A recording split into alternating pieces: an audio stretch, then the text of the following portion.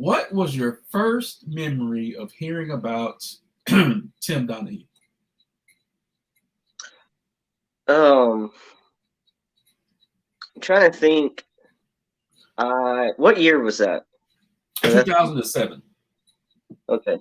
I was I was graduating high school that Mhm. year, and it was about the same time I was getting into basketball again because what was it? I think it was '09, '08, '09 finals was the Lakers Magic finals.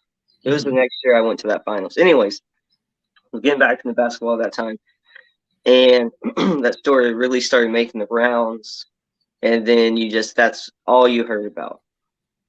And there's always been these rumors for a long time that, of course, these things are happening, and it seems like all sports leagues tend to go through the struggle from one time to another. We know just recently, the Houston Astros in Yeah. baseball got in trouble for cheating. There's always been the Deflate Gate and the controversy around the Patriots and their winning seasons. Go Uh, ahead and call out Tom Brady. Say it by name. Tom Brady did it. Say it by name. it was the coach, I think. So Oh, okay. anyway, yeah, it was the coach. Okay. Okay. That guy looks scary as fuck. So I'm pretty sure it's him.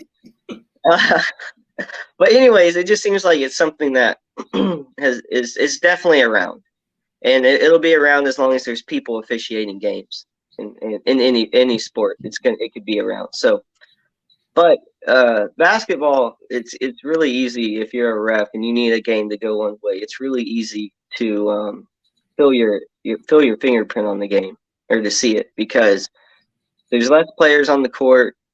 There's just like it's easier to affect change with one or two guys. And for example, you give that Magic team back then with Dwight Howard, you give him two fouls in the first quarter, and you've really handicapped that team. Mhm. So as a ref, it's really easy to change the course of an NBA game compared to maybe some other sports. But when those stories started hitting around, a lot of people, it just reassured what their opinion was. They're like, we've known this shit's been going on, maybe just not to the scope. And the thing is, though, they still, it's like they gave us a nugget, a treat, because they knew the info was going to come out, so they had to have their little sacrificial lamb. But to act like he's the only one, I feel like is the real spit in the face. Like, stop! You just gave us the tip of the iceberg. You didn't give us any more than you wanted to give, but we know there's more going on, and it seems to really be like blatantly obvious sometimes in playoffs. We talked about it this last year, and some people just call us biased, or some people buy into it all together, think it's way worse than it is. It's just it's always going to be there, and the NBA is going to have to find ways around it, or to be even more transparent and better at picking officials and holding them accountable. Because right now it seems like a lot of what they're offering us in terms of making us feel better about trusting these refs, it's more surface level, like this 2 minute Yes, for sure. the shit at the end, the 2 minute review stuff. It Right. doesn't affect the outcome of the game. No. It changes changes the decision afterward. But if a team won a game because of it, they still won Right. that game. Right. Right. So it's like it's kind of on the right track, but it's not there yet. And like, he didn't get convicted or charged exactly on fixing games, just betting on them. The FBI and the NBA both came out and said with their investigations that he wasn't fixing games technically, but that seems like if you're doing one, I mean, kind of aren't you doing the other? That's how I'm looking at it to begin with. Like if you're affecting the game at all Yeah. to make some money on some bet, it's like, isn't that technically fixing it in one way or another? Like at least a little bit. And the whole thing is just super gross. I got nothing but just total disrespect for those people, and I get it because you're a human being, but it's like it's a sport, it's a competition, it's a game. It's like we want to see who the best. Like I want to see who the best is. I want to see who wins when you got two of the best players and the two of the best teams, and then you have this total shadowy side of it that most people aren't even aware is in the game happening. And the next thing you know, your best player's on the foul line like 80 times for his team. I don't. It's just it takes away from the magic of sports and these guys who are doing it for a quick buck or a large, a large payout. I get it, but it ruins the magic of the sport altogether. It makes you not want to watch it. This last playoff, some of it was really hard because in my eyes it was blatant, and I could be wrong. I get it, but for someone who loves the sport to watch it and to feel like some of it's just helplessness because the refs are going to do what they need to do. It's super gross. It could turn a lot of people off from the sport. The audience has been growing and growing like crazy, especially like over the course of like 30, 40 years. It's massive, but it's still growing. It's still growing. We're still attracting new fans, but this is the image you want to put out there is that, you have this kind of level for the refs, and this is like the bottom line, and this is what we're used to. I just think it's a bad look going forward, and they just need to keep clearing up as much as they can and getting rid of the bad refs as quickly as they can, and figuring out what's going on because I feel like that's the last thing you want when you're growing an audience in a sport.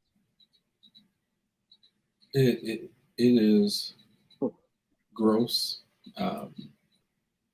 Like you said, this year, this past playoffs, as I've said before many times on here, it took me months to get over the Boston Miami series. It just took me. The refereeing was so horrible.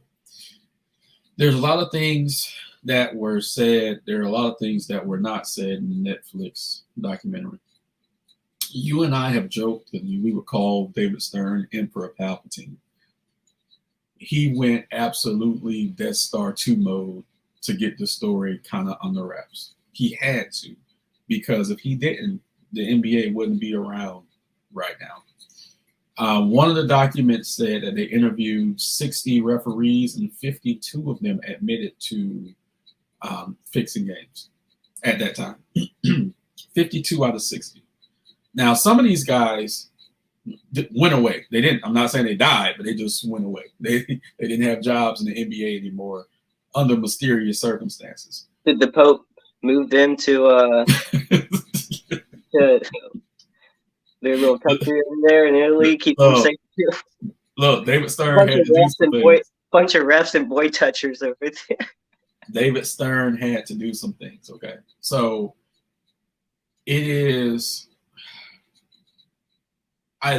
We both love this league, so I understand the pressure that he had to make sure the league didn't go under, because it would have happened. Like, you would have had to revamp everything. You would have had to do a new name. You would have had to do all this shit, because the NBA as a brand, the National Basketball Association, would have died. Would have died. So they had to put it on one guy. they had to. Crisis management, you have to do that. That's from a business standpoint. Now, from a fan standpoint, it's inexcusable that they had to do that.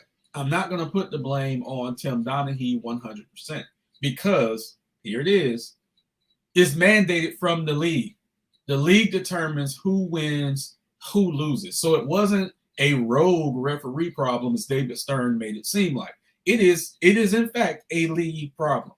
And like he even said, hey, they wanted to crack down on traveling. Anyone who watches basketball knows that everyone travels, right? And he called it on Michael Jordan one of his first few years in the league, and then an older ref pulled him aside and say, we don't call it on that guy. You get what I'm saying? So even little things like that can dictate the flow of a game.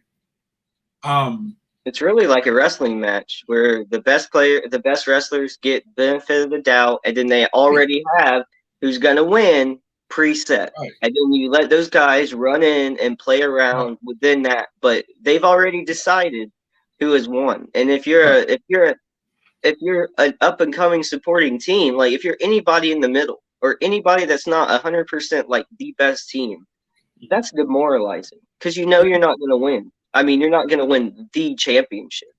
It is. That's ridiculous, man.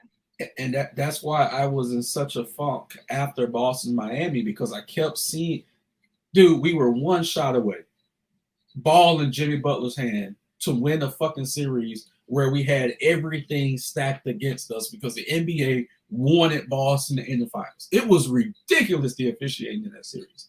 And it is demoralizing because after everything we had to go through, we still had a shot to win the game. Not blaming Jimmy Butler, but it shouldn't have even gotten that far. That's what I'm trying to say.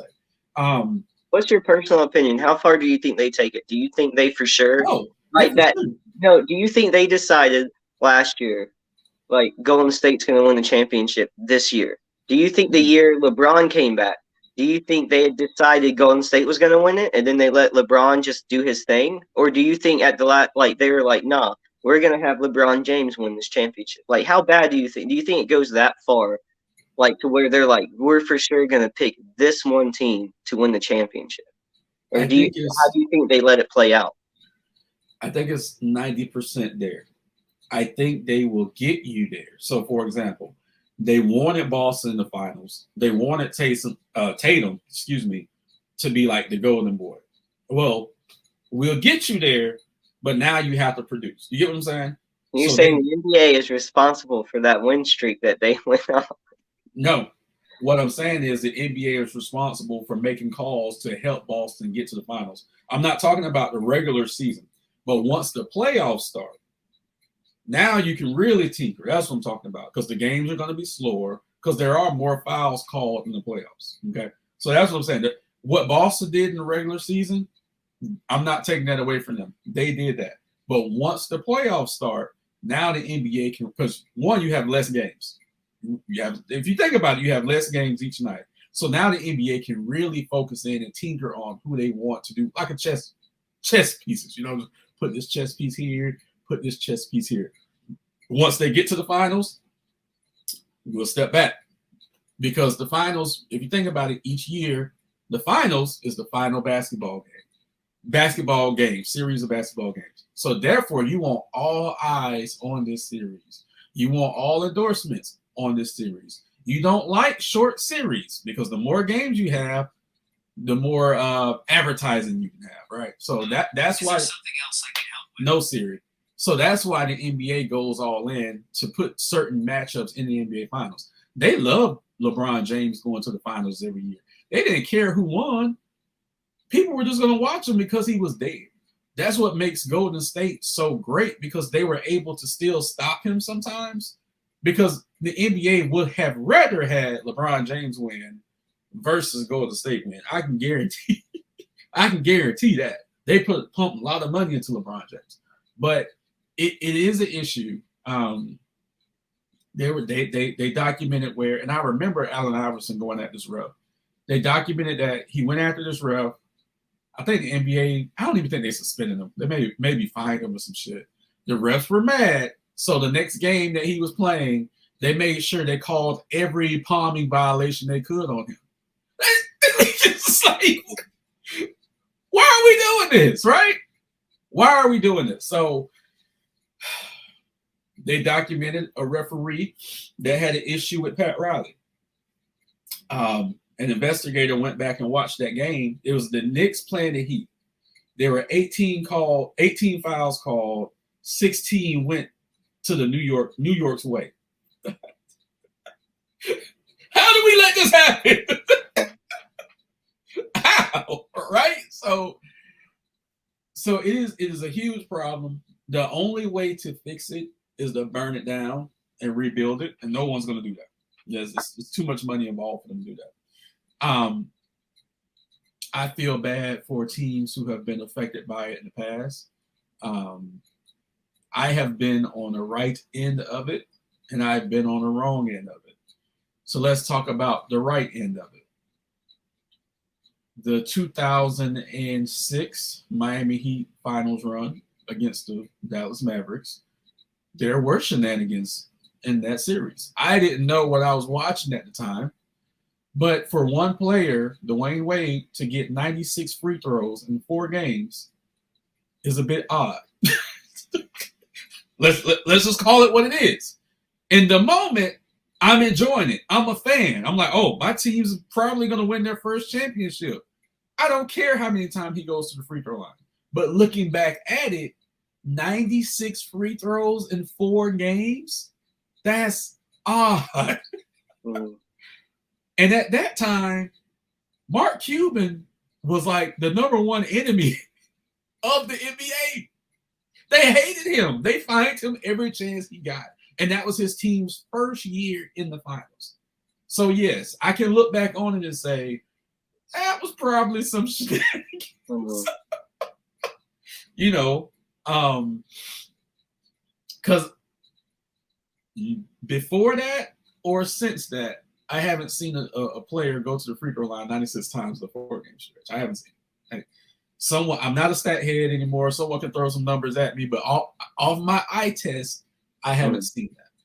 The Sacramento Kings and Lakers series in Game 7, where the Lakers went to the free throw line 28 times in the fourth quarter. That's the one people really like to reference. Forgive me, not 28 times, but they took 28 free throws in the fourth quarter.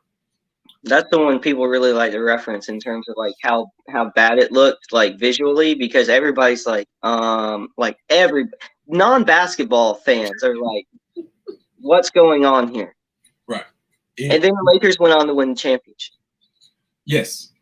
And that was a 7-game series in Sacramento too. Sacramento had home. It was, I believe that game was in Sacramento, which even made it more odd because the game was in Sacramento, I believe.